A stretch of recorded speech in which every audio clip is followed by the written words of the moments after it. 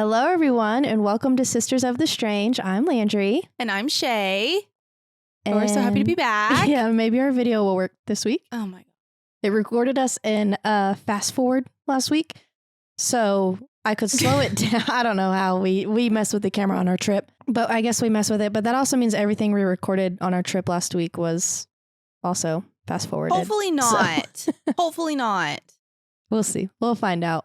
We haven't even opened the cam card, so. We're doing great. BRB. Do that real quick. Yeah. I think you're the only one who has updates. I don't have any. I have so much to talk about. Let's yap. I have breaking news. Uh-oh. Big news. Okay. I texted you already about it immediately when I found out. Or were we together? No, it was after we got back. No, you texted me. You said, if you've been living under a rock and you don't know what's going on, I'm always here to update you on the Menendez brothers, okay? Don't fret. I'm always here to update you because I'm literally on a constant 24/7 Reddit thread and follow all the family that has social media and all the things. Anyways, last week, 5 days ago today, so it'll be 6 days when this episode comes out, they had their resentencing hearing in California, okay? The brothers attended via like Zoom, basically, and all the family that's still living and all the family that is still living supports them, as the one person who didn't passed away. May he rest in peace. Anyways, they had their resentencing hearing with Judge Jessic, and he granted them a resentencing to 50 years to life with parole. So they have the opportunity to be out of prison after 35 years. They have been granted to go to the parole board to see if they're going to get out, which is a big deal. Yeah. It's so exciting. I'm so excited. She sent it to me and said, I'm screaming. Yeah. Either that or I'm going to scream. One or the other. Right. I think I said I'm going to scream because I was at work, I think. Yeah. And I was like, oh my freaking God. I was doing something in my room. I don't remember. I think I was just like cleaning up because I like paused. And I remember where I was standing, which is crazy. You know, everyone's like, where were you during 9/11? Don't you remember? You know, yeah. That's how I felt. Where were you when the Menendez brothers got resentenced? Yeah. Dude, it's a big deal. It's a huge deal. I'm so excited for them.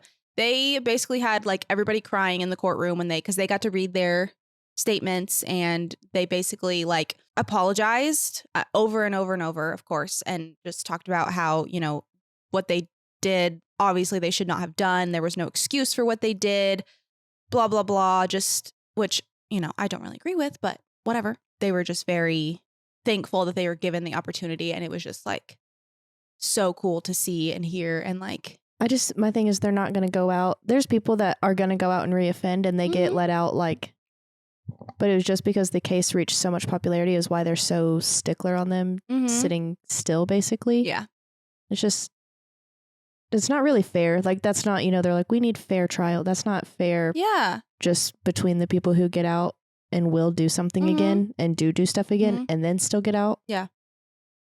Have you ever heard of I think he's a rapper, X-Rated? No. Okay, well, he was in prison with Lyle and basically gives his entire life to Lyle, that says he would never have changed had he had not met him in prison, because he got out. And he was acquitted on a murder charge as well, but it was like an accessory to murder, basically, or something like that. But it was a murder charge. And Lyle like changed his life, and he does nothing but talk good things about him. And so when he got transferred to where Eric was before they were together, and Lyle like called Eric and was like, hey, this is my friend. Take care of him. You know, he's going to be in your prison. You know, just make sure that you keep an eye on him, keep him straight, you know, all the things. And so Eric had advocated for him to be moved out of the block that he was in into Eric's block. And so he moved to Eric's block, and then they became close. And he's like, everything that I learned and every piece of growth that I have, I like give them the credit for it, because I would not be who I am today without them in that prison. Oh. And so like he testified also about the reform and all the things. Anyway, I could talk about it forever, but they've been resentenced. And I don't know when their parole hearing is, but it's within the next couple of months. everybody's like, oh, well, there's a really small possibility that like, you know, somebody that offended the crime that they offended gets out on parole for the first try, whatever. But I'm like, maybe they'll just be like, okay, we're over this. Go. Go, you're free. Yeah. But I think it's also crazy, like how you're saying that they can't be like mad at their time that they've had in prison. They can, but they seem to have done so much for so many people that it might have been their purpose in life to be there for a little while. Right, exactly. And that's a lot of what Eric had mentioned, is saying that like he didn't have a purpose and he could have easily just not cared at all when he went to prison and just, you know, didn't give a shit about anything. And he found his purpose and decided to help people and create that hospice program and all of the, you know, sexual assault survivor programs and all the things. And they both still, like, during their statements were like, we have every like intent of continuing the stuff that we did in here outside. Oh, good. So That's so nice. yeah, it's really cool. Also, I wanted to talk to the paranormal community about how they are feeling about Annabelle being paraded through the United States. Paraded. Yeah. I know you, Mark, Moop, Bob. I saw Mark tagged you and you were like, okay. Yeah. What are we doing? What are we doing? I don't know. Lorena's rolling over in her grave. I saw a video and it's, I think it was when she was going through maybe New Orleans. Mm-hmm. She was in New Orleans first and then now she's in San Antonio. I think it's when she stopped in New Orleans and there was like, you know, they've got a lot of people there do voodoo and do all of the things. They practice a lot of different things. And there's a girl and there's a video of her and she's like doing all this at it. I don't know the right terminology, so don't take any offense to any of that, please. But she was like, absolutely not. Like, stay over there in your corner. Keep that energy over there, girl. Yeah. There was a huge prison break in New Orleans. Did you see that? No. While she was there. 11 inmates escaped. They dug a hole and escaped.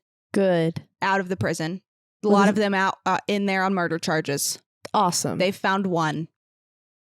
Cool. We're too close to New Orleans. We're not. We're 7 hours, but that's too close for me. Yeah. Isn't that crazy? So somebody was like, yeah, they freaking brought Annabelle up in here and 11 inmates escaped through a hole in the ground. Oh, good. I wonder what's going to happen in San Antonio now. Right. What's coming next? I just don't think that she ever should have left. Do not bring that energy anywhere to Dallas area. No. Who is this guy? Do we know this guy? I haven't really paid much attention to any of it. It kind of freaked me out a little bit. Yeah, I'm uncomfortable by it. I don't think that's okay. Don't come near me. Do not drive the caravan through here. Yeah. Please.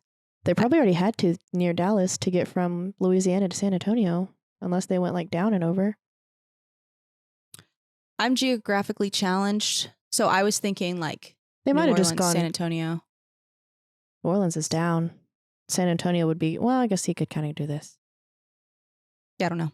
I don't know either. Anyway, regardless, keep it over there. Yeah, don't you come on this side of town. Yeah. I'm like, I already survived last night. Don't bring me anymore. Oh yeah, we survived another tornado. Huge tornado. Yeah. I didn't really get the memo that it was going to be tornadoing. I was on my front porch on the phone, and then all of a sudden it like lightning thunderstormed, and I was like, but like no rain. And I was standing there and I kept talking, and then I was like, it's getting kind of weird.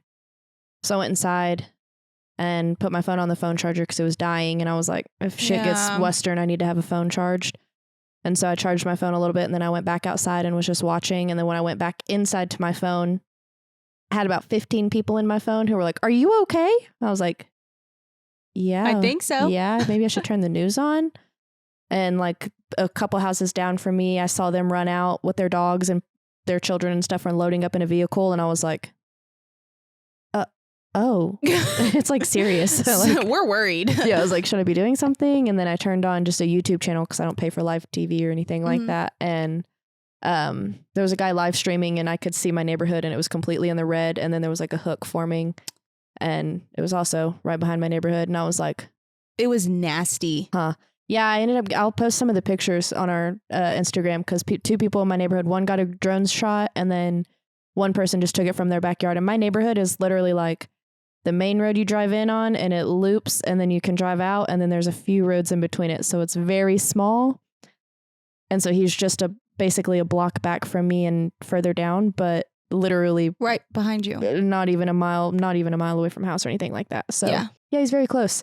And his picture's kind of sketchy. I was like, oh, and I was looking in the wrong direction because I was looking north of town, facing the river, and it was behind me. So it was south of me. Yeah.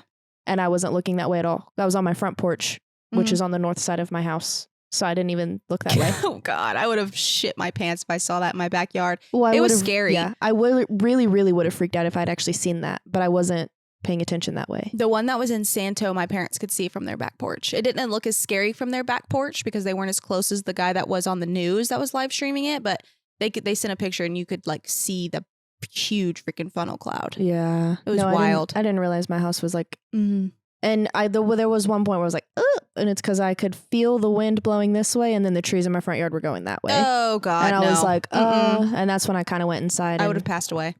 Well, I went inside and I was like, Landon, and he was in his underwear and he came running out of his room and he was like, what? I was like, I need you to go move the trash can. I'm getting the patio furniture. Make sure your mattress can be accessed if we need it. Because we don't have like internal hallways. My house is very open. And he's like, let's go in the bathroom. And I was like, external wall, dude. No. We are going to have to sit in this little baby hallway and you're going to have to pull your mattress out and block the door to the living room.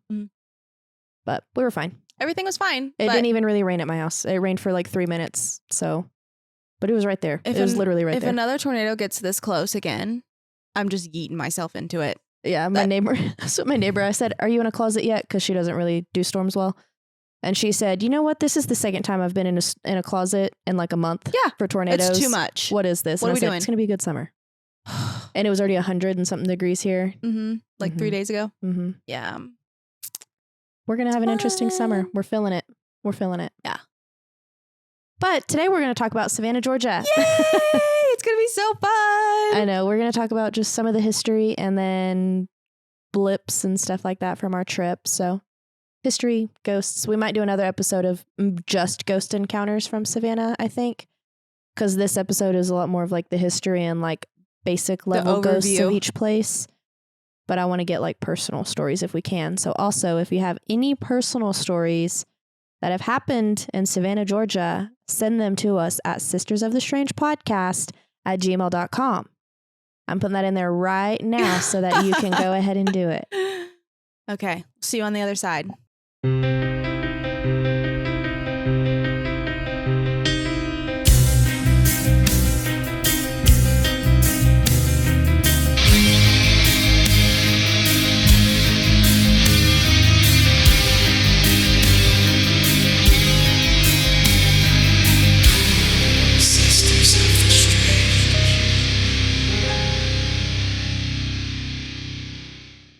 Okay, so we learned a lot in Savannah.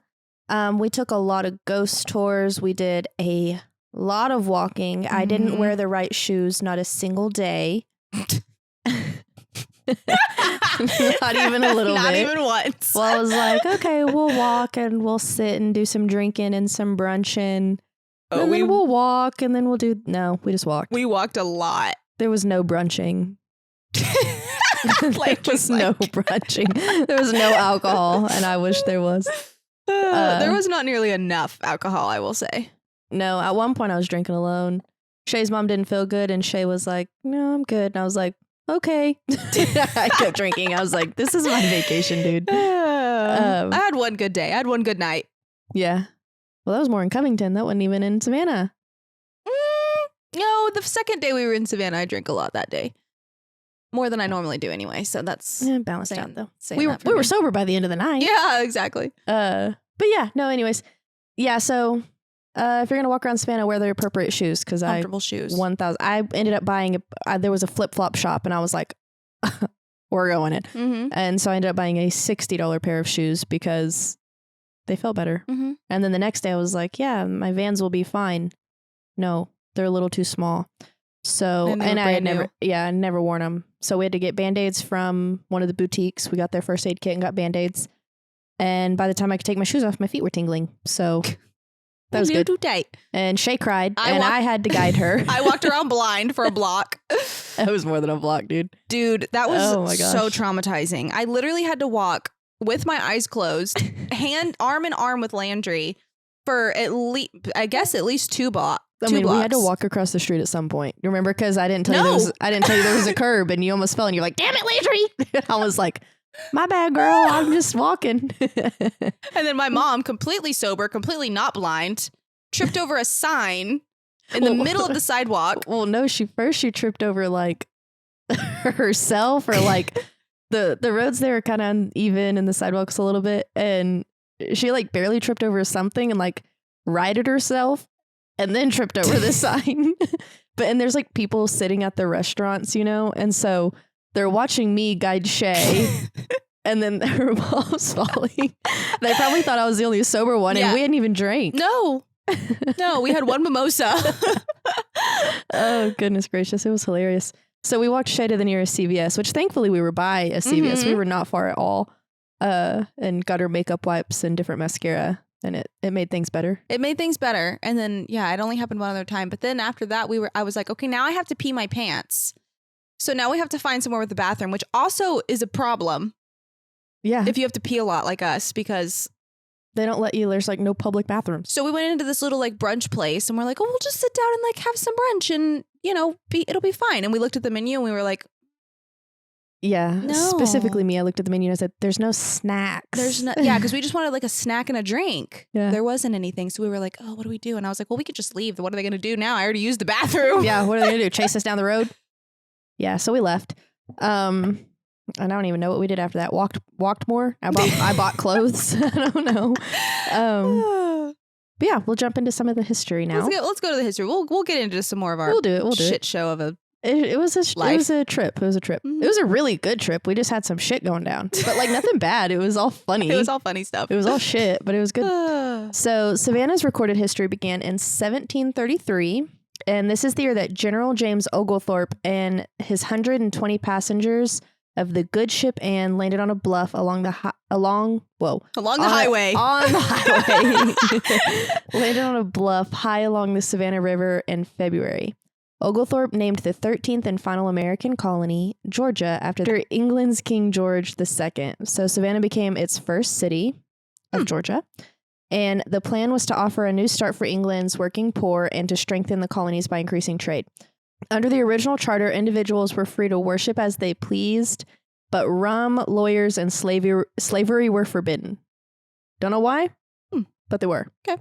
Lawyers were forbidden. Apparently. Okay. So upon settling, Oglethorpe became friends with the local Yamakra. I was going to say yokel Lamakra. I think I'm dyslexic. I think that's finally what we're figuring out is wrong. We're figuring it out. Ugh, good Lord. Yamakra Indian chief. Tomochichi. There is a Tomochichi River there. Remember that? Because we were driving and your mom was like, what is that? I don't remember that. Yeah. I must have been deep into my the back Harry seat. Potter game. Deep in the backseat. So Oglethorpe and Tomochichi pledged mutual goodwill, and the Yamakra chief granted the new arrivals permission to settle in Savannah on the bluff. And as a result, the town flourished without warfare and accompanying hardship that burdened many of the American colonies as they expanded westward. Mm-hmm. So Savannah is known as America's first planned city, and Oglethorpe is actually who laid out this city, and he laid it out in a series of grids. And so he did grids and then he did squares. And there was, I think, a total of 24 squares. Only 22 exist now. But these squares, each square, I don't have it in our research, so I'm just going to talk to you about it because we're sharing our same research file right now. But each square had certain things that had to be around each square. So like 10 homes or a business, like things around each square.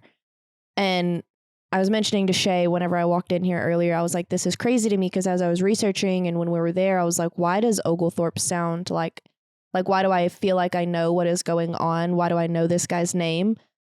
Okay. I am a landscape architect. I majored in landscape architecture. All I learned in college was landscape architecture. He was in landscape architecture. He was like he's almost like the father of urbanism. He's not, but he's kind of like that because that's really a lot of like how urbanism now. So cities at some point just got laid out and then now we have to work around them. Mm-hmm. But when you're building new cities now, if you pay attention, like how they're building Edwards Ranch, what was that? What is that? Walsh Ranch. So Walsh Ranch, how they're building, when they build new developments like that, or even when they modify new cities, they always try and have like square spaces, and they do the same concept where they say, okay, well, it has to have like a business here or something around it. Like each square will have something. And so it was just crazy. I was like, I know what's going on now that I'm thinking about it. And he is who a lot of cities are laid out after his thoughts on how he laid out Savannah. And I loved all the squares in Savannah. Yeah. I mean, we saw at least 6 of them. Yeah. Just by walking. Yeah. I don't know how many we drove past, but they're so pretty, and there's so many trees, and each like square had a big statue in the middle of it, like, or like a fountain or something. Like, it's just there's so much history there. There was a freaking plaque on every corner for you to read. Like, it was just gorgeous. Yeah. And if I lived in a city like that, I would be in one of those parks all the constantly. time. Yeah, I would too. I would have a Wi-Fi thing, and I would carry it with me and I'd work. Mm-hmm.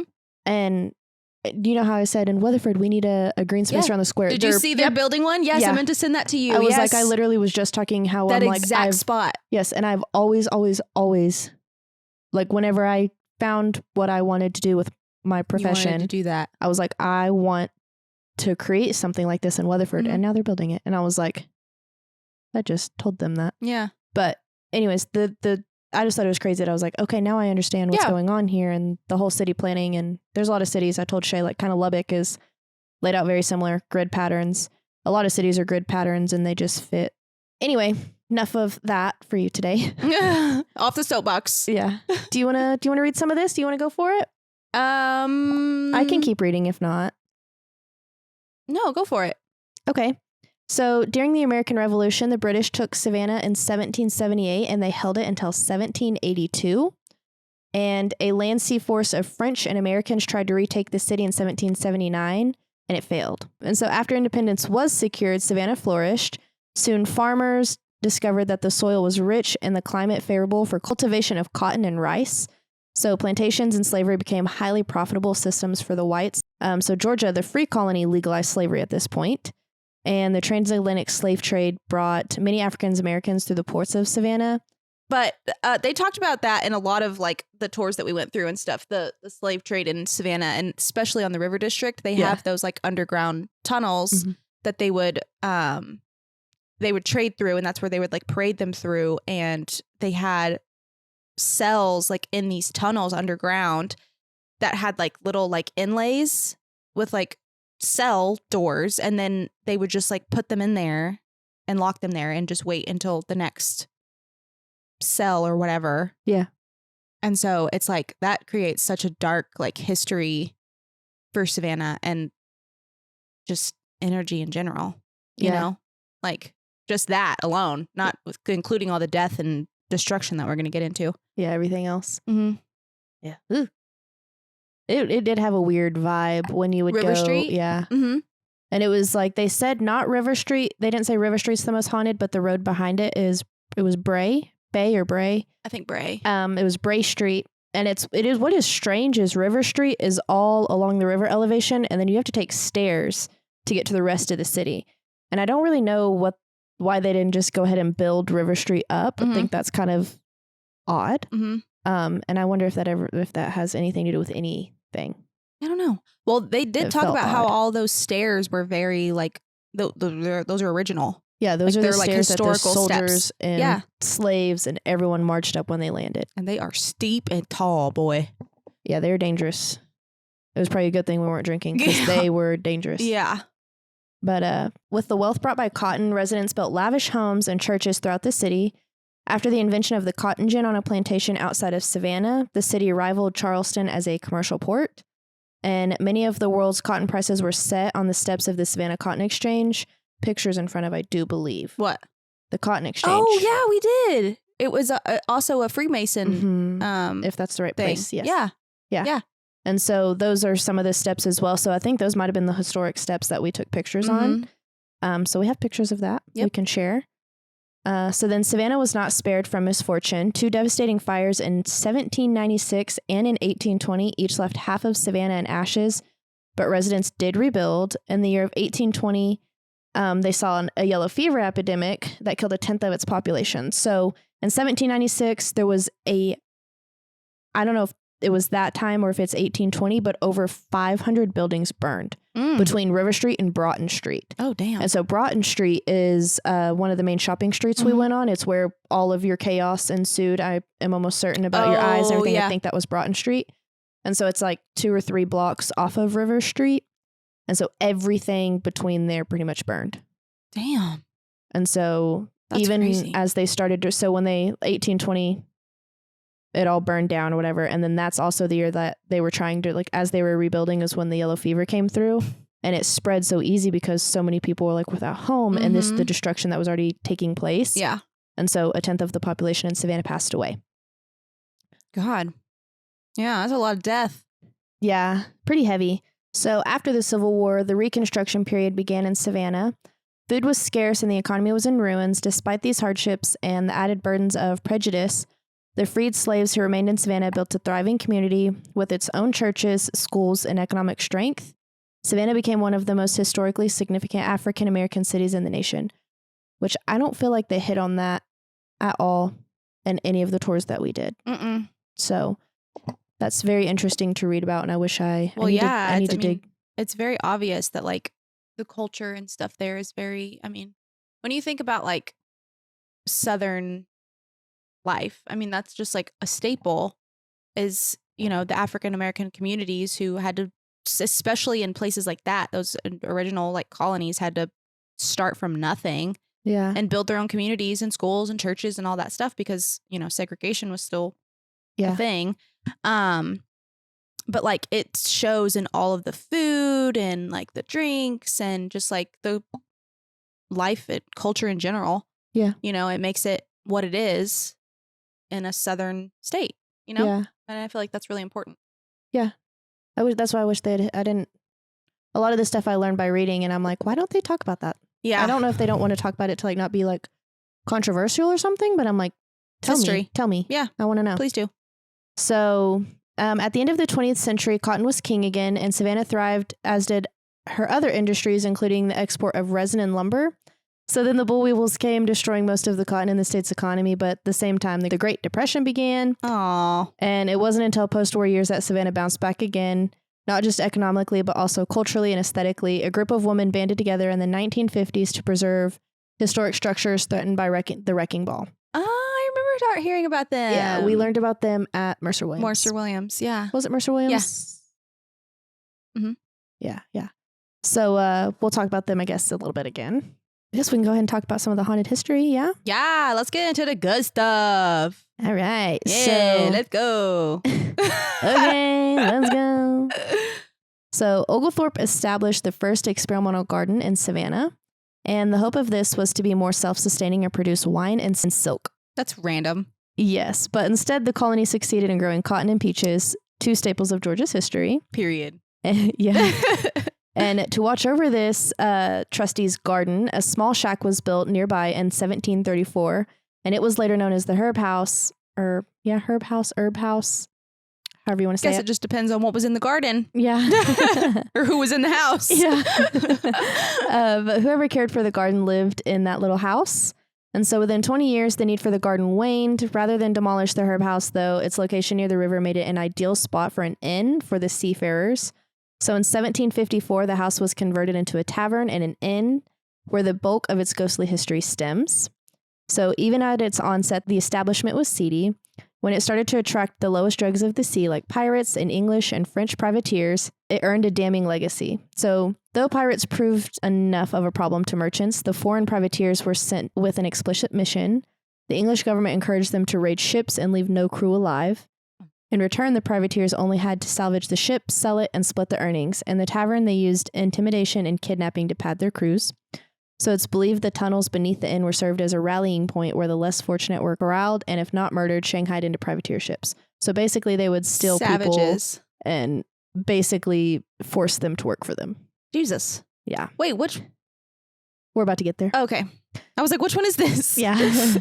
So it wasn't until 1811 that the practice of imprisonment was outlawed. While it didn't drive off the privateers completely, they did resort to more legitimate means of recruitment. And despite a lighter air, privateers were often met with contempt. One particular incident between American seamen and French privateers left several dead. So the Olde Inn Tavern were never what many people considered a nice place. However, by the end of World War II, it had fallen into extreme disrepair. So in 1945, the Savannah Gas Company purchased the property with the intent to demolish it.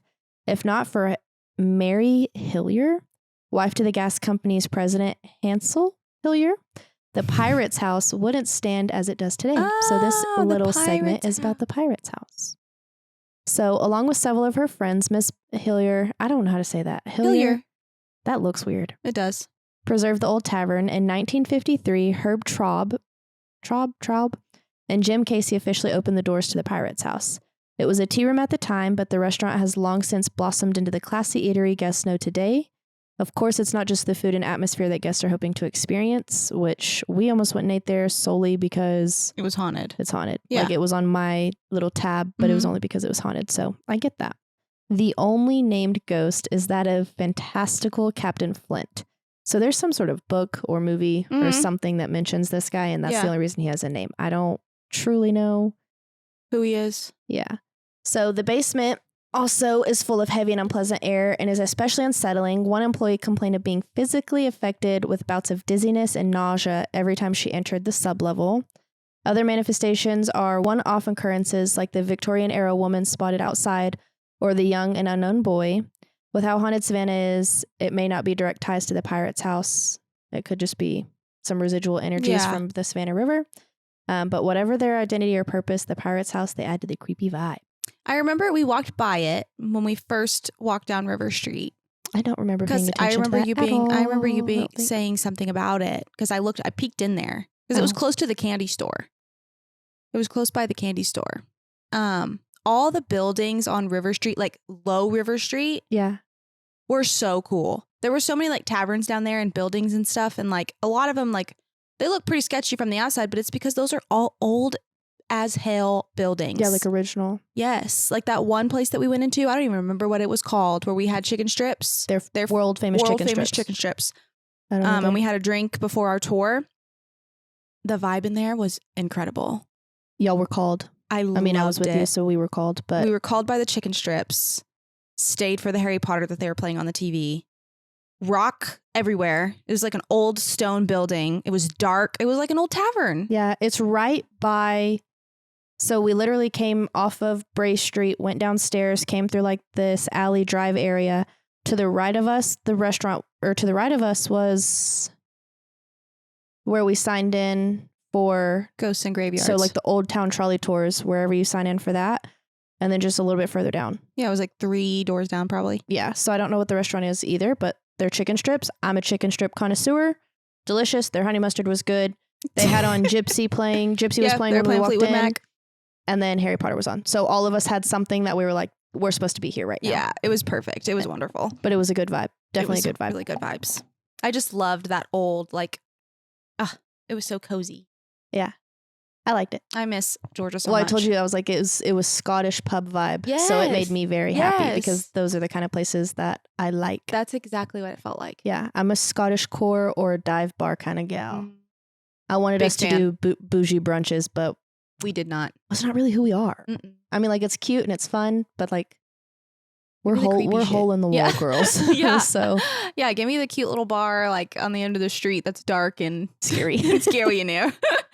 Oh gosh. Give me a good old chicken strip and we're good to go. Is that where we had left, or was it after our tour that we were like, all of us were on the same page, but none of us could communicate that we were on the same page? I was trying to get y'all to pull over at one point, like, stop. And then your mom was like, Shae, quit. We need to find a bathroom. And then you were like, well, I was trying to get to the bathroom. We were all nervous. We were all kind of scared. When? It was just when all those people were around us and they were all like wearing masks and stuff, and it scared all of us, but none of us were communicating that it was scaring us. We were all just trying to save each other without saying that we were scared. Because it was dark right after the tour. Yeah, it was dark and there was people wearing hoods and literally had their faces covered and all you could see was their eyes. And like, I was at the last of of us 3, and I turned around and I made eye contact and I was like, and they looked back at me and it was all dudes. And I was like, and we're all like, I mean, we're pretty girls and we were dressed pretty and like cute. And I was like, I was like, guys, wait, stop. And they didn't hear me and they kept walking. And so I was kind of standing off by myself for a second. Then I was like, shit. And so I like jumped up there with. We were all trying to like go a different direction to like get away from them, but like we couldn't figure out which way they were going. Well, all of us were on the same page, but none of us were communicating that we were all nervous and scared. To speak stuff out loud. No, we didn't want to let the people know we were scared. And so none of us knew how to communicate though that we were nervous, and we were all like. It was pretty chaotic there for a second. That was funny. I was like, what are you talking about? And yes, I immediately remember. Good times. We were all nervous, but no one knew what to do. Yeah. And it's not like we're at home. We don't have like, you can't travel with pepper spray and stuff like that. So we don't have any like. Nothing. Just these hands, baby. Yeah, defense. Which I think all three of us together probably could have done some damage. Oh, we just because we're scrappy. I'm scrappy, y'all box. So. Yeah, we would have been just fine. But didn't love the idea. Okay, so now we're going to talk about the Old Pink House, which is also another haunted restaurant. That we went to. Yeah, we ran into a fan. Oh my God. Landrey and I were wanting to take a picture outside the Old Pink House because you have to like make reservations to go in there. It's like a nice restaurant. And we were just walking around and we were like, oh, it's right there. Let's go take a picture in front of it. It's haunted. So we're like taking a photo and this like beautiful woman, dark short hair, cute little black dress, little high heels on. Oh my God, she was adorable. Tan skin, perfect face. We're like taking a picture and she like comes out behind. She's like, oh my God, I'm so sorry. And she like runs around to the front and she's like, you know what? I'm just going to get in the picture. And she just like gets in the picture with us. And we were like, oh my God. Yeah, we were like, you're beautiful. Yeah, step on up. Yeah, come on, girly. And then we were like, that's so funny. What if that was like a fan? Yeah. And it was not. No, I sent the picture to my mom and she's like, who's that? And I said, a fan. And she was like, oh my God, doesn't that make you feel so good? Isn't that so cool? You have a fan all the way out there. And I was like, yeah, I'm fucking with you, Jeannie. I was just kidding. Oh, that was funny. That was good times. Yeah. Then we tried to make reservations. Like the last night we were in Savannah, but they didn't have anything open. So we just really failed on the whole like haunted restaurant thing. It's fine. I don't really eat a lot of the food there is seafood. I don't eat seafood. So we were kind of either. I would say we were kind of having to go off of me because I was like, no. Yeah. Well, and I was like, I'll eat whatever. I'm not a big seafood girl. And obviously like we're on like a port on the coast. Yeah. So it's like there's a lot of seafood there and I'm sure it's really good. I'm not a big seafood person. I'll eat it. Like if Landrey wasn't with us, we probably would have went and like I would eat the seafood. But like she's like, I don't eat seafood. So we're like, okay, well, let's go somewhere else. I don't care. I'm like, sorry, I will not. Yeah. I don't even let Aaron cook food like fish at our house in the house because I can smell it and I don't like it. Not a fan. Yeah, not a big fan. But like I think one of the reasons that I don't like it is I ate lobster like something in like middle school and I threw it up incessantly. Sick. Yeah. And so I'm like, no. Just ruined forever. That's me and tamales. Yeah. And I'll eat shrimp, but it's like I want to be the one who cooked it, or like I really don't even eat it if Aaron cooks it. But like if Dad cooks it, I'll eat it. I'm just weird. Yeah. I feel that. Just not a fishy gal. Well, let's learn about the Old Pink House because I still don't even know anything about it. All right. Well, I'm sorry, guys. This episode's interesting because I'm reading horribly. Do you want me to read? And I'm reading very monotoned. Well, I also I read this and then I like did research, added some chat GPT in here. There's a lot of filler words that are unnecessary and make it a lot more confusing than it needs to be. Okay. Yeah. You said a sentence earlier that had a lot of big words in it. And I was like, oh. Yeah, chat really did me on this one. Did me dirty. Yeah. Dirty. It's hard to even listen to a podcast like that when you're like, okay, so this isn't English. Next. And that's how I felt this one's doing, but it's fine. Okay, let's talk about the Old Pink House. So in 1771, when James Habersham Jr. began the construction, it took more than 18 years to complete because of the numerous construction delays, including the British occupying the home during the war. So I feel like there was a lot of chatter about that. Like a lot of things were like delayed because obviously a lot of things were delayed because of the war. It was literally the Civil War, but like people's homes were just being used for soldiers and whatever else. Yeah. So one of the most disheartening problems to arise was that no matter how much paint Habersham applied to the house, the bricks would bleed into the plaster, continually turning the house from its desired red brick to a dainty pink color. The issue with the bricks or the plaster was one that Habersham couldn't eliminate, and for many years he and his descendants suffered ridicule from what should have been a trivial problem. I guess because they had a pink house? Yeah. That's crazy. Which I guess makes sense because that doesn't like match, and everything down there is like white or stone. Yeah. So that's fair. The house, though, was not much of a problem as the heartbreak Habersham suffered at the hands of his children. His sons, whom he adored, had a different point of view and went against all Habersham believed in by siding with the Patriots. Womp womp. Womp womp. They worked underground with the Sons of Liberty and fought against England in the Revolutionary War. It survived the Great Fire of 1820 and the War of 1812 and the Civil War.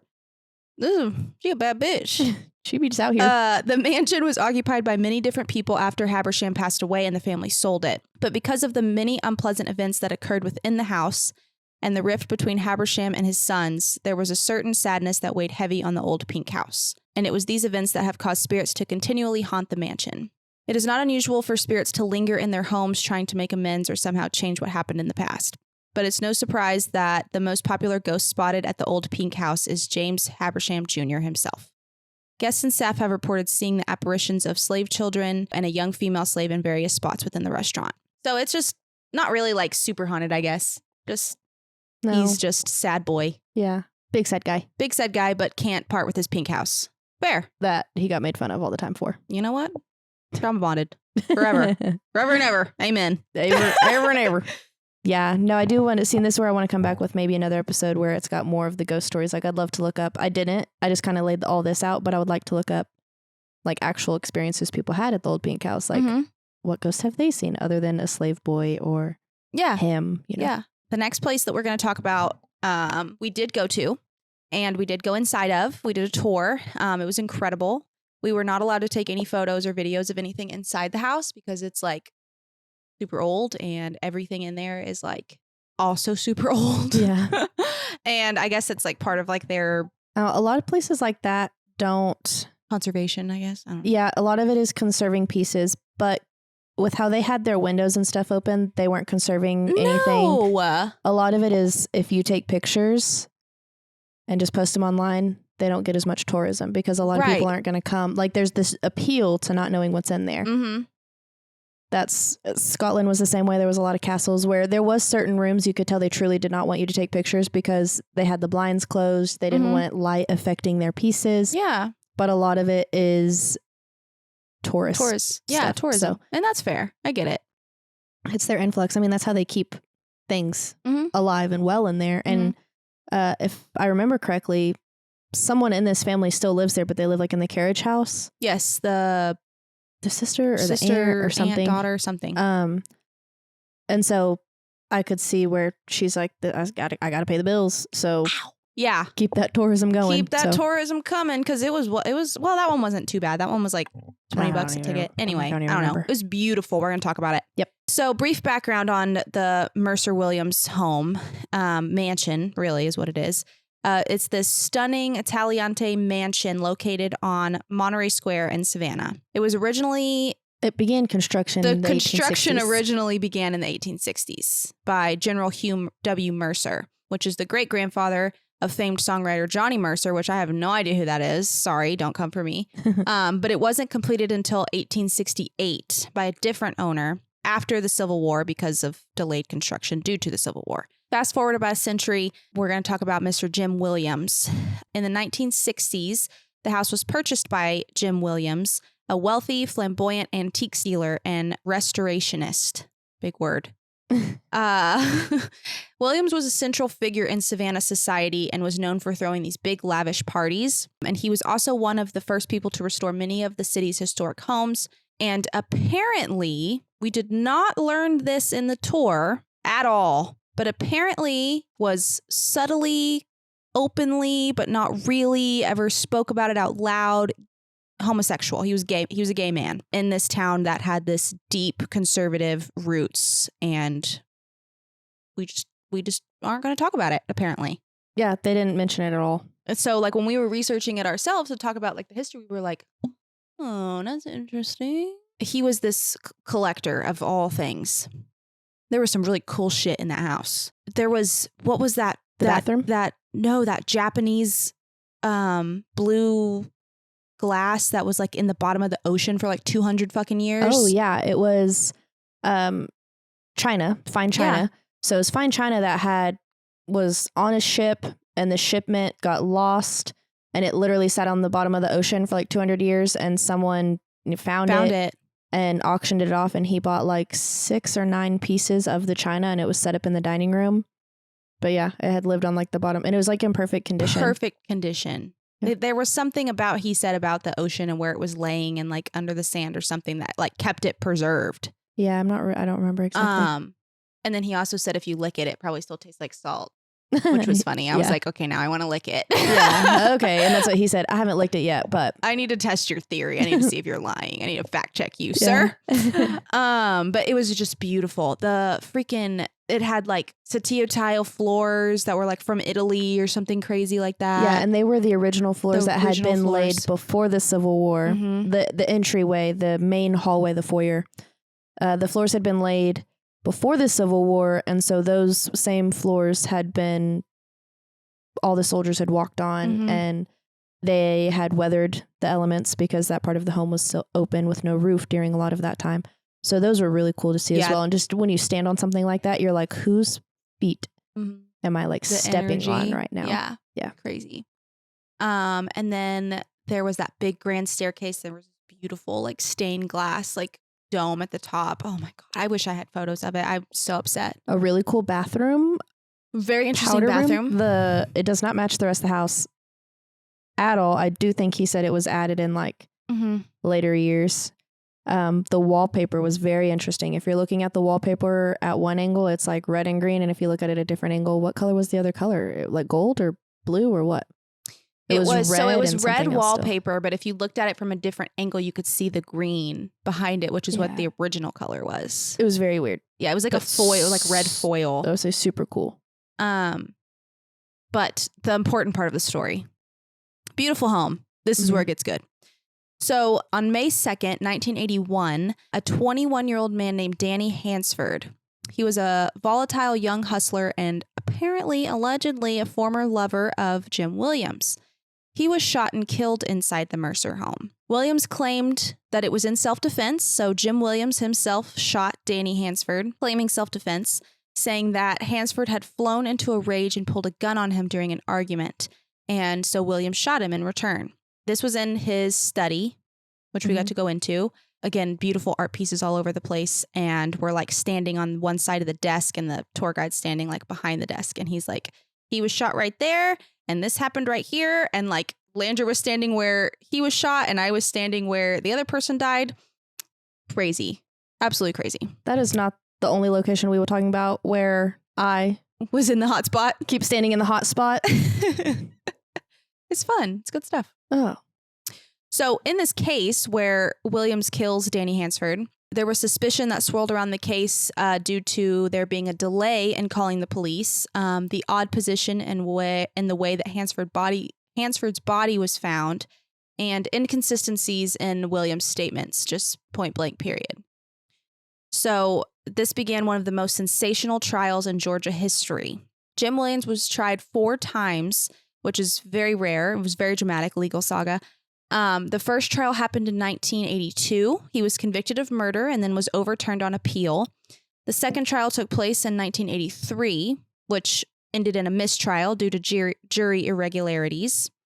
The third trial in 1987 convicted again and then overturned due to improper evidence, which I remember him talking about, but I don't remember what the improper evidence was. I don't either. And then the fourth trial was 1989, which he was acquitted. And after a decade of going back and forth, Williams was free.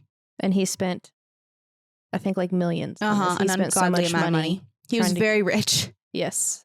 So then Jim Williams died unexpectedly, also in the Mercer-Williams home in 1990, just 8 months after his acquittal. So he was not free for very long. He spent the last years of his life fighting for his life, only to die in the very same spot where Danny Hansford died. Yeah, he literally fought these trials went on between 7 and 8 years.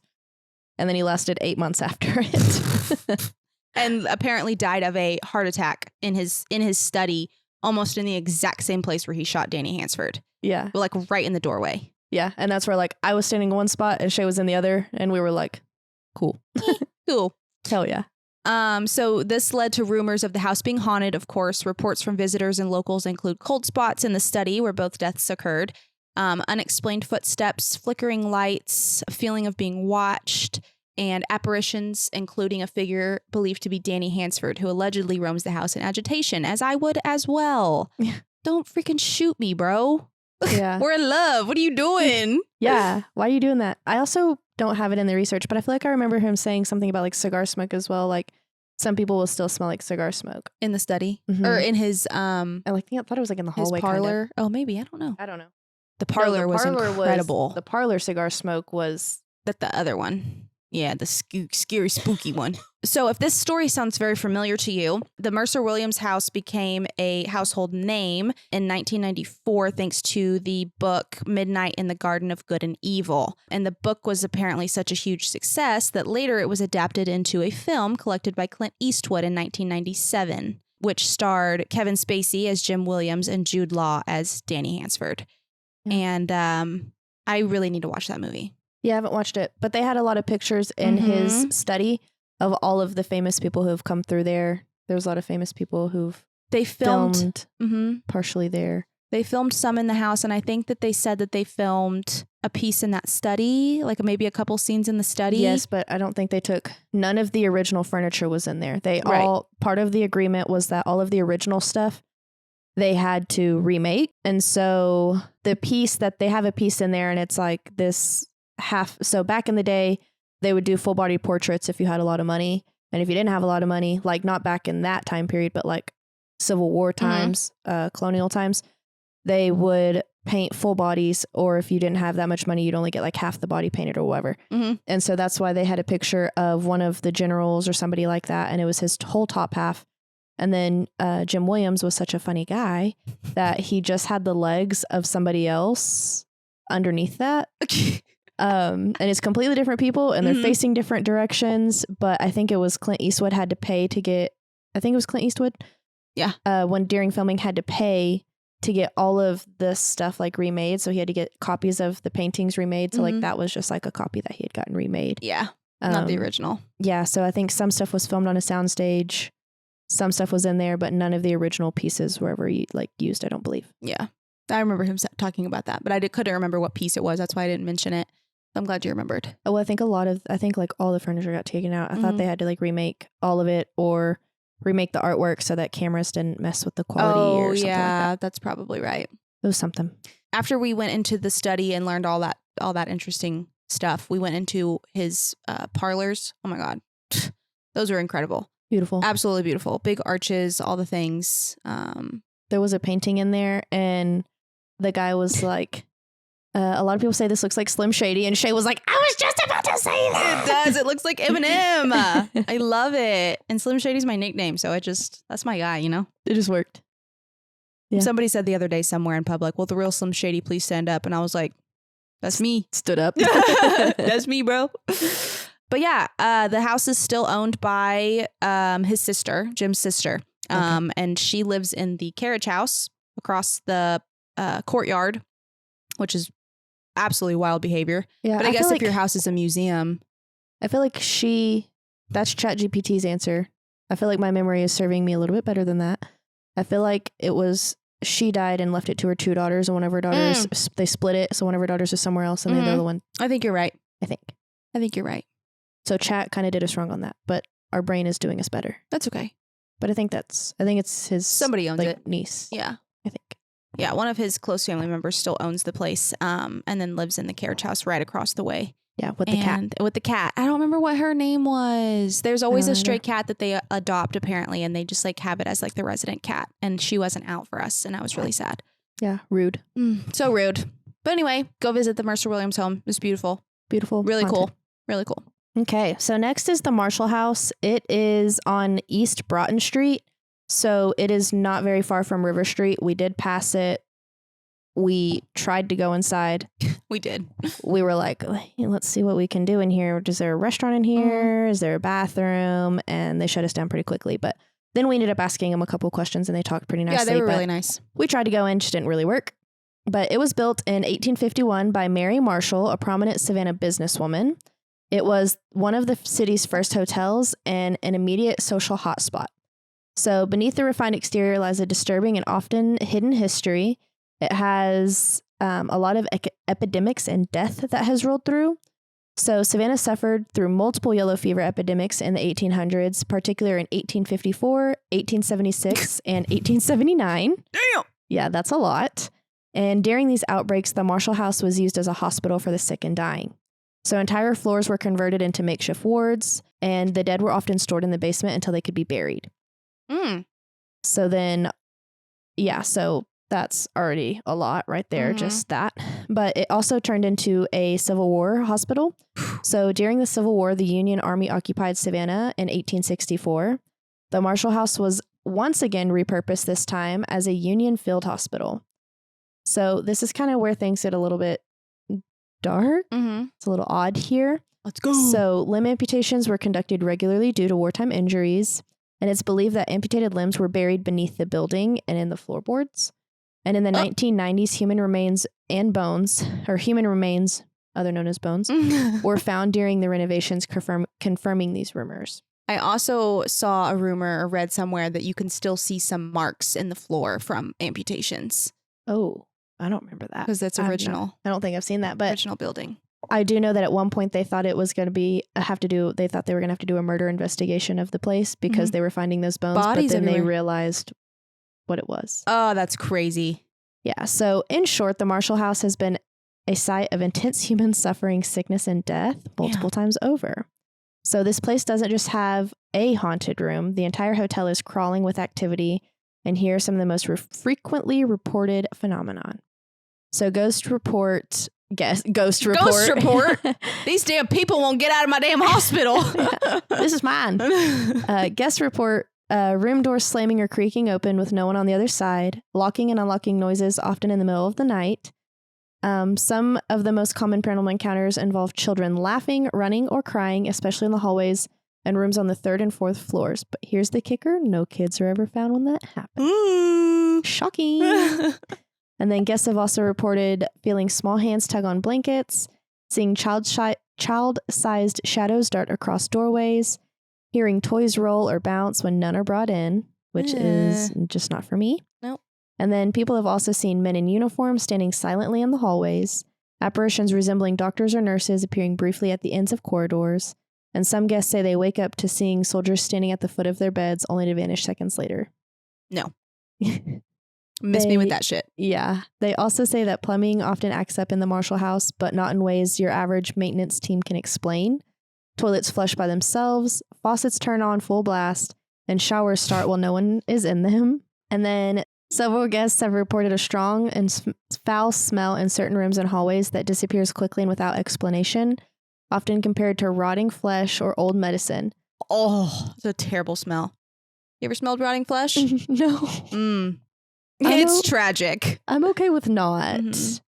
And then they also say that there's a room 306 and that it has developed a reputation as one of the most paranormally active rooms.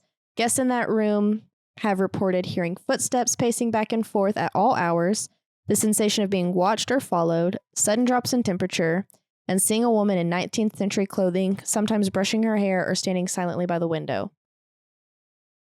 I have no desire to see that. No. But it does say that hotel staff will not confirm which rooms are the most haunted. That's lame. Yeah, tell me. I will pay extra. Yeah. So despite its haunted reputation, the Marshall House is now one of the most popular hotels in Savannah, and people actually request the haunted rooms, as I just said. Period. Hoping for a spectral encounter, and the hotel really leans into its legacy, offering historical tours and acknowledging the hauntings without sensationalizing them. But guests have left in the middle of the night unable to shake the feeling of something in their room. Yeah, no thank you. I did watch a video, and one of the cool things about that hotel is that if you get one of the front rooms or whatever, you can open your window and it's just this shared giant patio across the whole entire balcony. I remember seeing it. Yeah, so you can just crawl out your window. Oh, that's so cool. I know. I'm like, we should have stayed there. But I know. It was so pretty too when we went inside there. Yeah, it was beautiful. Yeah, you could definitely tell that it was a hospital. It definitely makes sense. It adds up, especially whenever everyone would get diseases back then. Yellow fever. Yeah, what? Okay. I can't talk. Yellow fever, tuberculosis, all of that. They thought sunlight was the answer to all of those diseases, and they would just fling those windows open. Sunlight is the answer. Yeah. Always. Yeah. Well, I mean, that's one of, I can see the penitentiary in my head, but it was used as a sanatorium at some point. Mm-hmm. And I can just see the pictures of the breezeways and all of the hospital beds in the breezeways. Mm-hmm. But it's not this hospital, or hotel hospital. I wish that we did that now. Yeah. So many times on a nice day, I'm like, can we take the ER outside today? Remember like when we were in high school and we'd be like, can we have class outside? Yeah. Please. They've made that a huge thing now, outdoor classrooms. Like Millsap has like a full on outdoor pavilion classroom. That is so cool. Yeah. Good. They should. Yeah. Absolutely. I agree. We're going to talk about one that we didn't get to go to because it's closed down now. They sold the building, I think, and you can't go inside it anymore. But I was really excited about the history of it because it's kind of like pretty dark one. And a lot of like places have been there. Ghost Adventures, Sam and Colby went there. Mm-hmm. Does Twin Paranormal go there? I don't know. I know we watched the Sam and Colby the Sam and Colby episode, kind of. But anyway, this is the history of the Moon River Brewing Company. So this is kind of a big one. This is a popular one. And it's located at 21 West Bay Street, which again is that street that's like supposedly like super haunted, the one right behind River Street. The building that now houses Moon River Brewing was originally constructed in 1821 as the City Hotel, Savannah's first hotel. But it wasn't just a hotel. Over its long and violent history, the building has served as a post office, a bank, a hospital, a Civil War shelter, and now a brewery and restaurant, and now nothing. Yeah. In the City Hotel days in the 1800s, the City Hotel was the center of high society and commerce. It hosted wealthy travelers, business tycoons, and political elites. So as you can imagine, there's probably lots of big personality and big chaos ensuing. Oh my God. Ugh. Yeah. So there's the famous duel, which is, I remember learning about this in Sam and Colby, but in 1832, a man named James Stark, who was known for being a drunk and a racist, got into a heated argument with Dr. Philip Minnis, a respected Jewish physician. After weeks of tension and slander, Minnis shot Stark to death inside of the hotel at the bar. Hell yeah. Hell yeah. He said, shut the hell up. Pop, pop. Minnis claimed self-defense and was acquitted. Good for him. Congratulations. But Stark's angry ghost is still said to roam the building, especially in the bar area. Yeah. Move on. The Sam and Colby Grow up. The Sam and Colby episode, they like do a duel with Nerf guns. Yes. They're just like rolling around trying to shoot each other. I do remember that. They're like, let's piss them off. Honestly, and this is how we really learned about the history. Yes, so. I love it. I love that. Retained. It was way more fun. Yeah. I wish we could have gone in there. Yeah. It looked like a pretty cool place too. I wonder why it closed. They said something about like the person who owned it was leasing it out to the Moon River Brewing Company, and they weren't keeping up with it. Yeah, they weren't. They were, and they kept raising the cost of the rental, but then they weren't fixing the rental property to where it was like, what? So then whenever people finally were like, okay, well, we're done renting from you, they didn't have enough money to even fix anything anyways. Like when Sam and Colby went, the whole entire upstairs was like decaying. Mm-hmm. Like they were like, they had to watch their floorboards that they stepped on and things like that. So they just weren't upkeeping. They were trying to charge. It was basically someone trying to make money. Politics. Anyway. Yeah. So it was also, as I mentioned, used as a hospital during the Yellow Fever and Civil War. During the Yellow Fever epidemics, the building was converted into a makeshift hospital, and many died within agony, obviously. During the Civil War, it was used to house injured soldiers, and at one point, Confederate soldiers stored their supplies here. The basement and the upper floors were used for quarantine and morgue-like purposes, which left spiritual scars that many believe still linger to this day. I'm sure they do. Ugh. Yikes. Moon River's location has been the site of frequent violence. In the mid-1800s, a man was beaten nearly to death with a cane on the front steps for expressing political views. Wow. Another guest was thrown down the stairs during a drunken argument and later died. All of this has earned the building a violent energy. Yeah, no shit. Beat by a cane. God. Get off my lawn. That's what that reminds me of. So basically, Moon River Brewing is crawling with ghosts, many of them well known and often documented by paranormal investigators. Like I said, Ghost Adventures, Ghost Hunters, Sam and Colby, list goes on. There's Toby, the spirit child, one of the most commonly encountered ghosts. He's believed to be a young boy who lingers in the basement near the stairs. Employees report small footsteps, giggling, objects moved or knocked over, or being tapped or tugged by invisible hands. What is with ghost children? This is a place that you should never be. A bar, a hospital, or a Civil War like death Soldiers. What are we doing? It's actually not a child. He's not? Are you fucking with me? No. I mean, I'm just anything that's a ghost child. I'm like, demon, Devil immediately. Ugh. So then I they're just not don't actually real understand. children. Like the ghost children at the Marshall house. Like why? I don't understand. Why are you here? It's very unsettling. Yeah. So there's also the Shadow Man, which I'm pretty sure everywhere in Savannah, Georgia has a Shadow Man, as so far that I've learned. Many people, especially in the basement and the upper floors, have seen a tall, dark shadow figure that lurks in the corners, moves without sound, and occasionally rushes at people before vanishing. Fuck off. I felt that at the other place, and I don't ever want to feel that ever again. Paranormal teams have captured EVPs and thermal images of this entity. Some people believe he's one of the violent men from the building's hotel days, or a spirit guarding the space. No, he sounds like a psychopath. He sounds like a scary guy. They also have the classic lady in white, a spectral woman in a long dress, often seen standing silently at the top of the stairs. She's believed to be a yellow fever victim who died during quarantine. People say that she's peaceful, but she's sad, and her presence is always accompanied by a drop in temperature and a floral perfume. How common? Sounds made up to me. Okay. You're lying. The second and third floors of Moon River Brewing were mostly unused in more recent times, but they're said to be paranormal hotspots. Doors slam shut on their own, cold spots and oppressive feelings will take over. Apparitions seen peeking from doorways, no peeking, or a general sensation of being watched or hunted. Ugh. No peeking. Ugh. I hate that feeling. Yeah, not a fan. There has been reports of physical attacks in like the upper floors, being scratched or pushed, dizziness, nausea, cameras and phones draining instantly of battery. Which that happened in Sam and Colby consistently. Oh yeah, the camera. Every time they tried to go in one room, the camera died. Like over and over and over and over again. One bartender was even briefly possessed or overtaken, describing the sensation of a cold force entering their body and then followed by amnesia, which doesn't make sense. You don't get to like say that you were possessed and then said, but I have amnesia. Yeah, I don't remember it. You have zero credibility when you say that to me. Yeah, I agree. But anyway, I digress. The building was converted into the brewery in the late 1990s, and the construction crews refused to continue working on certain parts of the building due to their tools disappearing, apparitions showing up in broad daylight, and strange voices yelling at them to get out. I agree. So yeah, there's lots of dark spirits merging in there. I don't like that. Neither do I. Mm-mm. Are you ready for our favorite? Yeah, we're gonna talk about the we saved the best for last. I like this one, but it fucked with me a minute. Mm-hmm. A little bit. It fucked with me too. As soon as I left, though, I felt fine. It was stuck with me when I left, just because my mental, I was like, there's something in because I feel like I had a lot more like going down intuition wise, I guess. I don't know. That's how it was more like just the feeling. Okay, let's talk about it. Oh my God. Okay. So we went to the Sorrel-Weed House.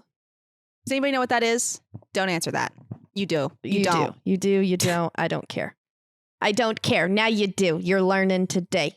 So it is located at 6th West Street on Madison Square. And the Sorrel-Weed House is an architectural gem built in the Greek Revival style around 1837 to 1840.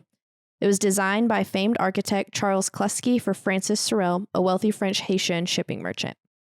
The house was later purchased by Henry D. Weed, hence the hyphenated name.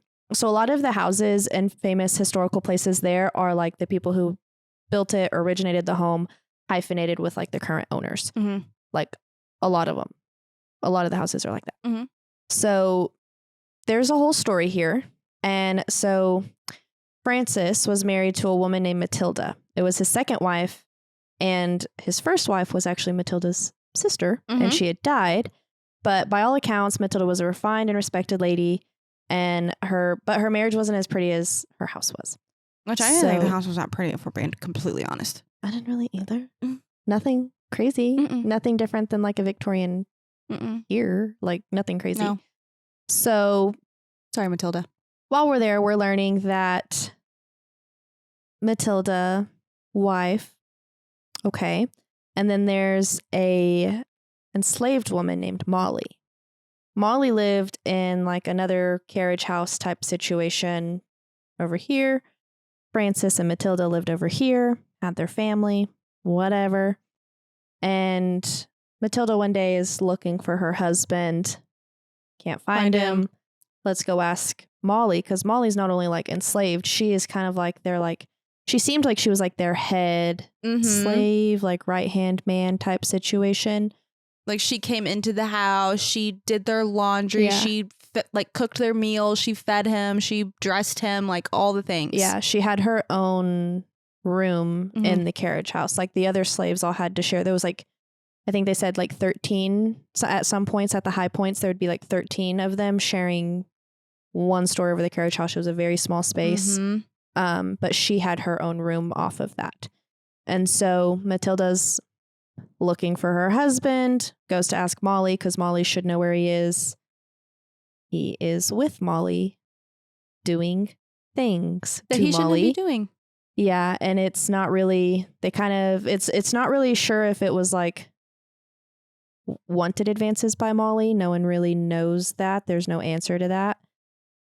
Either way, Matilda runs down the stairs, goes into the house, dives headfirst out her bedroom window. I do believe it was her bedroom window. Into the courtyard. Yeah, into the courtyard that we ended up standing in at the end of the night. So anytime you enter the property, you're in this courtyard, and that's the same courtyard she jumped into. So then I think it's a week later, 2 weeks later. Just weeks later. Molly was found dead in the carriage house, but she had hung herself. And it wasn't really sure if both murders were to cover up, or if they were murders, or if they were suicides. And if they were to cover up the scandal or whatever. But at the end of the day, both of them had passed away. And there was no formal investigation ever conducted. So it's just still shrouded in mystery here. Yeah, nobody really knows. Did she hang herself? Did Francis hang her? Did Francis push Matilda out of the second story building, or did she jump? Yeah. I think she probably did jump, but I also think that Francis probably killed Molly. Yeah. The whole time we were there, and they were saying like the Molly thing, and there was one point our tour guide said, "Where's Molly?" And I kept hearing the song, Molly. And I was like, motherfucker. But yeah, so I did research on things that they'll tell you and whatever, but we can just talk about it. Because I have shit to say. So we're just going to play off each other here because there's a lot of stuff going on in this one. So the first thing, you're in a courtyard. We're waiting for our tour to start. We did a dark tour. We wanted to do a late night investigation, but they only had 2 spots and there was 3 of us. So the late night investigation, you can actually go in with equipment. They turn all the lights off. It's not like a tour. It's more of like, good luck. Yeah. And that's what we wanted to do, but there was only, 2 and we needed 3. So we didn't do it. We did the latest tour, which was 9:00. It's dark outside. It was actually kind of like lightning. I don't think it really like rained, but it was kind of like stormy-ish outside. And we're waiting in this courtyard and we're waiting under this window. And I just kept looking at it. And I took so many pictures of the window because I totally expected to see something there because I just got the vibe. And I was like, damn, tonight's going to be something else. And I wasn't oh my goodness. I'm sorry. I drank coffee and it's giving me the heartburns. Yes. And so I wasn't nervous at all going into this. Clearly Shae's mom was a little anxious. She really was like, do not leave me alone. Yeah. Stand beside me. I don't really want to do this. Like, she did. She's interested in it, but she doesn't want the darkness. Yeah. And I didn't feel anxious at all until we got there. And I was like, okay. And even outside, I really wasn't anxious. I was like, yeah, we were kind of messing around. And I was looking up at the window and I was like, just keep looking at it, whatever, nothing of it. Nothing came of it. I just hated that I was drawn to the window. So then we get called into our tour. And I'll let Shae say how she felt too before I say the whole thing. But we walk into the first room. It's this beautiful green room. It's just got a table in the middle. There's probably 15 of us on our tour. I think it's 12 or 15 is the max. And our tour guide walks right to the fireplace. We stand right beside her. We want to hear everything, right? I couldn't tell you a single thing she said in that room. I couldn't either. Because as soon as we got into that room, I was standing right beside her. You were right beside me. And then your mom was right beside you. And normally when I stand, I just stand. I had my arms crossed and I was going back and forth, like swaying foot to foot. So foot to foot. was I. And Bad. Yes. And in my head, I was like, I am so dizzy right now. But I'm a hypochondriac when it comes to my body and my health. I don't get anxiety about a lot of other things anymore. But whenever it comes, like I get a chest pain, I'm like, heart attack, I'm dying. Mm-hmm. Ankle pain, I have a blood clot. Like I am the extreme. And so whenever I started getting kind of dizzy, I was like, oh, maybe I'm just hot. Maybe I'm going to pass out. And I was like, but I don't want to be that person on this tour. So pull your shit together. Mm-hmm. Get it together. Sway. Yeah. So I started swaying. How did you feel? So first things first, when you walk off of the sidewalk into the courtyard, it's like you're shut off from the rest of the world. Quiet. Yeah. It's quiet. It is still. There's nothing. It was the weirdest feeling. And it happened both times that we went there because we went there during the day too. Yeah, to check on our tour time and kind of just mess around, talk to people.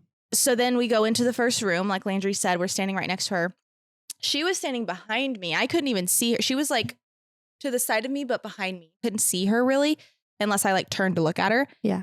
And I was doing the same thing. I had my arms crossed and I was like swaying bad, like big sways. Like it wasn't just like a little bit to like kind of comfort myself. I was like standing there like this. Yeah, I was doing the same thing. While she was talking. And I didn't like really realize that I was doing it until halfway through the conversation when she started talking about things that happen to people in this room, which are dizziness, nausea, lightheadedness. And then she literally turned and looked right at us and she goes, and some people will just stand here and sway while I talk. We were the only people doing it. No one else in the room was swaying like we were. And I was like, oops. And then I just kept doing it because I couldn't stop. No, well, I thought I was going to pass out. That's why I was swaying. I was like, okay, if I'm swaying, I'm not stiff-legged. Mm-hmm. And I was dizzy. Mm-hmm. And I don't know if it's like a lighting thing that they do in there, but no one else looked like they were feeling that way. Yeah. No one else was swaying like that. Which half of our group was like these guys that I think were probably like on a bachelor party or something.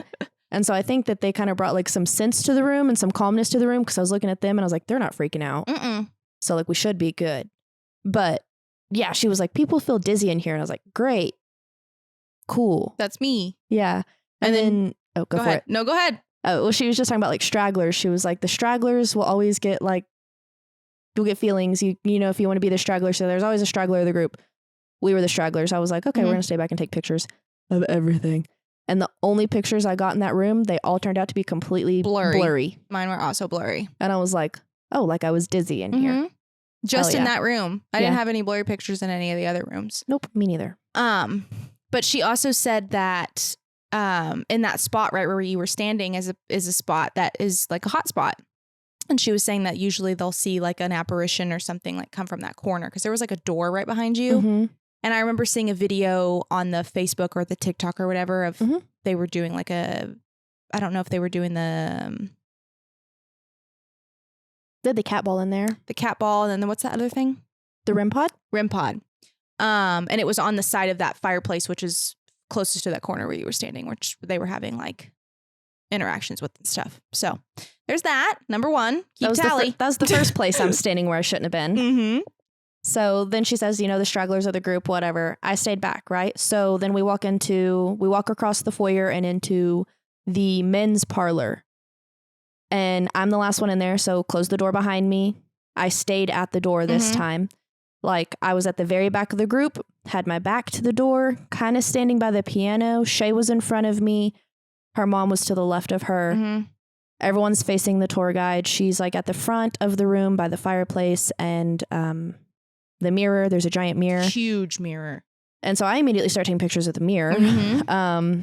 Before she mentions the mirror later on, but I started taking pictures of the mirror and then I started getting kind of like a smell in my nose, but I was like, no, but I smell everything. I'm like the most hyper aware nose. Like I said that earlier, Aaron made fish one day whenever I was at work in Fort Worth. He made it at lunch. And when I got home at like 6:30, 7 p.m. at night, I said, you made fish at lunch. And he was like, dude, I had all the windows open. I like turned all the fans on. Like I'm just hyper aware of smells. Yeah. And I was getting kind of like a weird smell, but I was like, nah, nothing of it. And then she's like, and some people smell cigar smoke in here. Does anyone smell cigar smoke? And no one said anything. And I wasn't going to be that person. And so I just, no. just kind of stayed back. And she was like, I smelled cigar smoke. Yeah, I told Shae after that, I was like, yeah. Another weird thing that happened to me in there, and it could just totally be in my head, but I was playing with my hair because whenever I'm a little I like twirl my hair. Like you'll see me do it on here all the time. I twirl my hair. My whole family does it. And I was twirling my hair, and my hair was like this. It was curled like this. I had my crossbody on, and I felt like a tug on the back of my hair, just like a light one. Nothing crazy. I just felt like this, and I reached back there, and there was just like I barely had any hair like I do now. And I was like, okay. I just kept going with it. And then, did you have anything other in that room? I mean, I know what I was about to say, like the rest of it, like the pictures she showed us in that room. Oh my God, those were disgusting. Ugh! She showed us pictures that the tour guide did that other people have taken in that room. And of course, they're by the door. All of them they're were taken at the door. Into the mirror, and then you can see stuff standing at the door with the door closed. And you can tell that it's like not part of the group. It doesn't it looked like a very creepy girl with her eyes wide open, very creepy. Very creepy. And I was like, of course, second room. Yeah, I'm standing right there. And I'd already kind of smelled what she said. And I was like, damn, am I really feeling this right now? Am I in my head? But, and there's a lot of times in this whole entire situation that I wished I had said something to you before it happened so that it would have been more validated. Yeah. Because I would feel it and then she would say it. And I was like, damn. I needed to say it. I needed to say I did just smell something or whatever. Did you have anything in that room? I didn't have anything in the parlors. I was drawn to the mirrors for obvious reasons. But I didn't have anything in either of those rooms. The only thing that I ever felt in that house was in the basement, basement, and then the first room. First room. So, and then in the mirror, one of the mirrors, and I think it was the first parlor room, we took a picture, and it definitely looks like there's a face in the mirror with us. But I posted it into the Sorrel, and they're like, it's a reflection of the painting in the background. And I'm like, I don't think the face looks the same, but okay. So we'll post it. It's up to discretion. I just didn't like people being rude. I was like, fine, I'll delete it. I literally was just asking opinions, and everyone was like, no, you're wrong, you're dumb. And I was like, okay, rude, delete. Okay, bye. Yeah, it was just rude. And then you go into the women's parlor. I didn't feel anything in there, nothing particular, but there is a really creepy picture that a father took of the tour group, not the one we were in, just one that had been there prior. Don't ever do it again. I just shit my pants. They're going to watch me jump on camera. I said no. I'm sorry. But it's this dad. Well, I'm just thinking of that picture because it's also another very creepy picture. It's this dad took it of his daughters, and when he was going back through the pictures, there's a girl standing between the daughters, and she looks like the Grudge. The Grudge. 1000% looks like the Grudge. And that was terrifying. And she showed us the pictures as we're in the rooms, and I was like, yeah, that was really unsettling. Yeah. And so you walk out of there and go across the hall into or do you go? No, you go straight down to the basement. You go straight to the basement. But you pass the upstairs. And so I took a ton of pictures of that because that's really creepy. It's one central staircase to get up, and then it turns into platforms, and then you go back up to where you can't see. And so there's dark crevices. So everywhere. Didn't like that. But you go straight across the hallway and down a set of stairs into the basement. And as soon as you step stairs on this basement stairs, temperature changes, darkness, light changes, vibe changes completely. It even upstairs, I wasn't super comfortable. I wasn't extremely anxious. Yeah. I didn't love the way I felt, but I wasn't ugh. Felt bad. Yeah. And as soon as you got downstairs, Shae will attest to it. The second I reached the bottom of the stairs, my heart started racing, and I put my back against the wall. And Shae saw me do that, and she was like, "Oh, Landry's feeling it." Yeah, I said, "Are you okay?" You were like, "Yeah, I'm good." Yep. I was like, "Okay, cool." But my heart started. It stopped racing as soon it was, and it wasn't the stairs that made my heart race. It was as soon as I got to the bottom of the steps, I said, "Ugh." My heart rate picked up, and I put my back against the wall. And as soon as I put my back against the wall, I was fine. I felt okay in that room. Yeah, because there wasn't anything standing right behind you. No. In the basement, when you walk downstairs, the basement is one giant room, but the stairs separate the room. Well, there's another half of the room that's kind of closed off by doors, but there's two main rooms that are the biggest space in the basement, and they're not closed off really from one another. They're open. They're just separated by a staircase. Yeah. So in the first room, when you get down to the basement, when you turn that way, there wasn't really any stories really going on in that room. It was just kind of like a central gathering space before you go to the other half of the room. And I I felt weird, put my back against the wall. And then, but not weird enough to where I was still the straggler. Mm-hmm. Like whenever we walked to the next room, I still stayed back to take pictures and things like that. Mm-hmm. And the only thing that was weird is there is a set of French doors and they have curtains. So like you can't see beyond them and it's dark and it's black. And so when we were walking by them, I thought I saw like the shadow, like straight up just a shadow of a man standing in the corner of the room we had just been in the reflection. Like I like stopped and stared and I still saw it and I walked off and then I went back and I still could see that same shadow. But when you would look over there, you couldn't see it. And I was like, I guess no big deal, whatever. Didn't like it, but like it didn't make me feel super unsettled to where I was like, let's go, girls. Like I still stayed at the back of the group, but we're standing there and she's telling us, I don't even know what she's talking about. Because I was in my head paying attention to everything around me. Couldn't really tell you what the tour guide said at this point. I can tell you a little bit like later on in the whatever, but in those rooms, I don't know what she said. So when we first came down the stairs, the temperature changed, the lighting changed. My mom's mood changed. Yours changed. I felt a little bit more anxious. It was so dark down there. And everything is like backlit with like red lighting just to keep it dark, I guess, down there, which I mean, it's dark outside too. And there's windows like to the courtyard. Like it's not like basement. It's just lower level. Level. The windows are kind of like up. They're like in line with the sidewalk. Yeah. And so we did the first when we first came down the stairs, and then we kind of went underneath the staircase around it to the next side of the basement, where she started talking about the shadow man and the hallway that he would stay in and blah, blah, blah. So she starts talking about this shadow man. After I saw shadow man. After the fact, yes. So I'm standing like directly in line with the staircase, the back of the staircase. My mom is standing to my left behind my shoulder, very close. Landrey was standing directly to my right. Yeah. Right? Yeah. And so my mom's like kind of like catty corner behind me. There's nobody else behind us. Everybody else is like in the room. We're like on the far side of it. And I'm standing there and I'm swaying and I'm just kind of like, again, I couldn't tell you anything that she was saying because I just was like, this is just so creepy down here. And our backs were the most open to the other room we just been in. To the other room. We stayed further enough back open to where we were the only people like that. And we're the only people who had like our backs exposed. Everyone else kind of had walls around them. Mm-hmm. And all of a sudden, my mom freaks out, not like out loud to like disrupt anything, but she like grabbed me by my shoulders and like pulled me in front of her to where she was standing. And like behind, she was going, nope, nope, nope. And like whipped around me to be next to Landrey, like kind of by where Landrey was standing. And, oh, it's raining. Yeah. And as soon as she did that, and I turned and I said, are you okay? She said there was something standing right fucking behind me. She's like, there was something behind me. And so when she whipped around me, I just felt this like energy just like go right past me. And like my ears like closed in, you know, like when you're about to like pass out. They get quiet. And they get quiet and like everything gets muffled. It was like a split second, literally. It was like literally it just went right past me or through me. Don't know.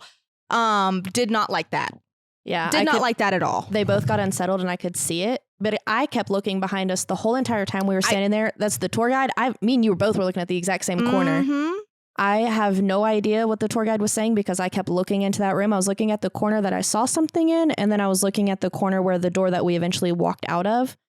But it was mainly the door that we walk out of that I kept turning around and looking at, and then I could see you looking at it, and then just look at it again. Just constantly being drawn to whatever it was that was behind us. And then all of a sudden my mom was like, I can feel something standing right behind me. And she just boop. And then I felt it go whoosh. Yeah. And I could see their discomfort. And I was like, next room, please. Mm-hmm. Yeah. And so thankfully we were only there for like another like 5 minutes. And then we went into the laundry room, which the energy changed a little bit in there. Not the way she said. She said that it like usually gets like a more like fast paced type of energy feeling, like hustle and bustle. Yeah. I felt less. I felt lighter. Yeah. I felt a little bit lighter. I didn't feel as like heavy. Mm-hmm. And I could smell the detergent. Yeah. I felt like I couldn't breathe in there, but that's literally because it's so stuffy. musty. It was very musty and stuffy in there. And I have really bad asthma. So my lungs close up instantly. Mm-hmm.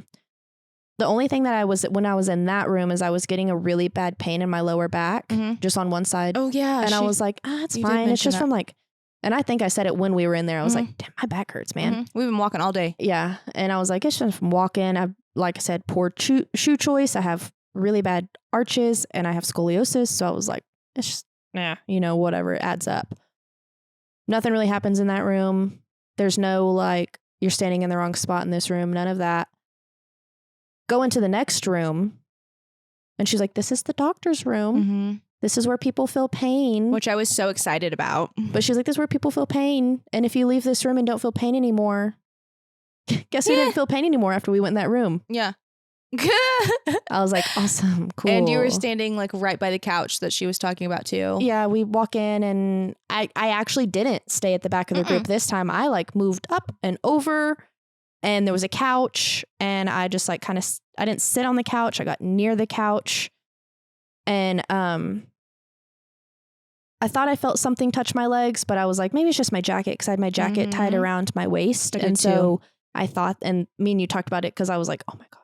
And you're like, and we were standing right beside, I mean, you were barely a little bit ahead of me, but I had my jacket around my waist. So I even like felt where my jacket would touch lowest on my legs. And I was like, okay, whatever, no big deal, whatever. Like I was talking myself into like, you're in your head even before she said any of this. So then felt that Shae felt something. And then she was like, so that couch has the most activity and normally you'll feel someone like touching your lower legs, your ankles. And I was like, why am I standing here again? Every time. Like every room we're in, I'm standing in the wrong spot.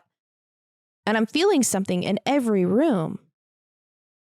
But that was the doctor's office. And that's where someone said they felt there was like a tour guide, not any of our tour guides, but off one of the shows that she will not even go in that room anymore because it felt so dark. She felt like she got stuck in that room. I didn't really feel that dark. I didn't feel that heavy in that room. I was kind of nervous about the wheelchair moving, but like outside of that, I didn't really feel dark or heavy in that room. I didn't feel dark or heavy in that room. I was expecting to feel very comfortable in that room because he was a doctor and it was like medical and he had like all of his old they had a bunch of old like trauma kits in there, which was really cool to see, like from Civil War times, and they performed amputations and bullet retrievals and all kinds of stuff in that tiny little space. My God. And so I was like, well, maybe I'll either one, like feel really comfortable in this room, or two, like there will be a lot of energy for me in this room. Just because I know what that energy feels like. It's very specific. But I felt pretty like neutral in there.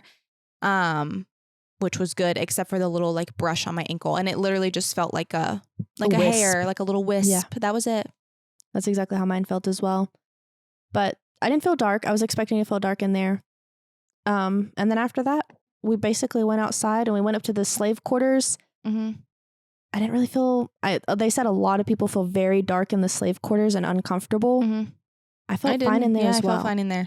I felt pretty comfortable, but I kind of think it's whatever energy you're carrying into certain rooms like that, like respectful energy. Like we respect the history and how it all works and all of that. And so I don't think we should necessarily, like, I don't feel like we would be like a target. Right. And I don't think that it would be like, I wasn't expecting it to be like a dark energy. I was expecting it to be more like a sad, heavy energy up there. And I mean, it was, like you said, it's just depends on how you carry yourself in situations. And so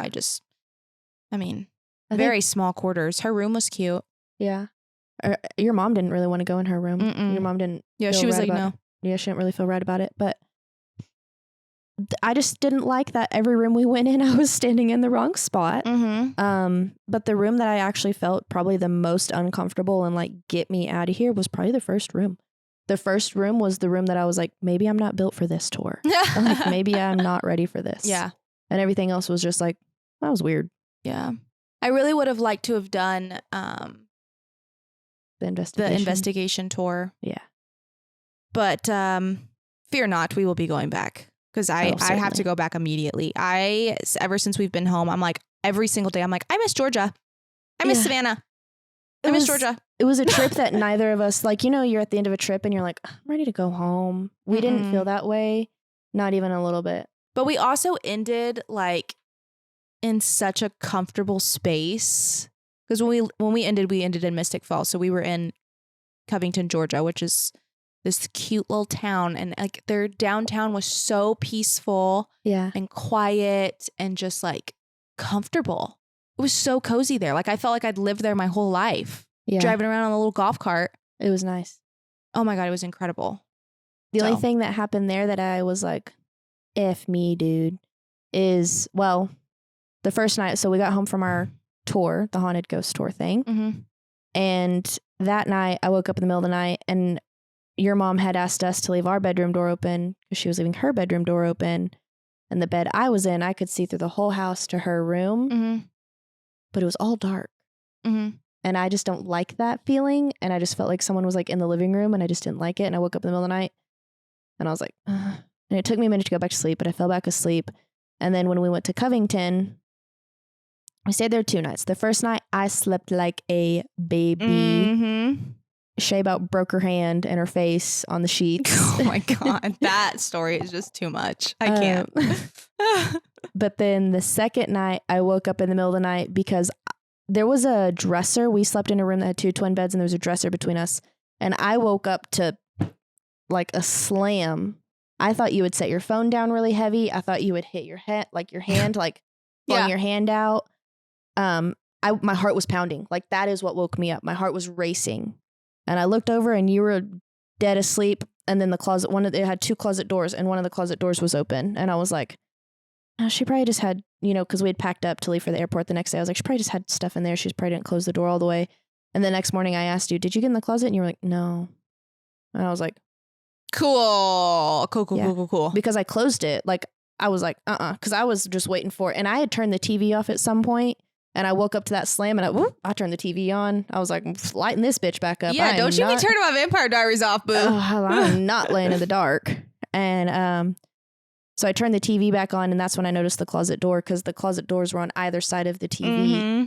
And I was just waiting for it to like slowly creak open. And I was like, no. And I had to pee, and I had to go by that door to get to the bathroom anyway. And so I just closed it on the way to the bathroom and went back to sleep. But it was like an old house. That's none of my business. And I was like, nope. And I got as close to the wall as I could and went back to bed. Yeah. So it was a lot. That was a lot. Yeah. To talk about. But I mean, we left out one house, but I don't remember a whole lot about it, to be honest. So I'm just. The Andrew Lowe house. The Andrew Lowe house, yeah. Yeah, the Girl Scouts house. We were just taking a lot of pictures in that house. It was on one of we paid for like a major ghost tour, so like a lot of people go to it.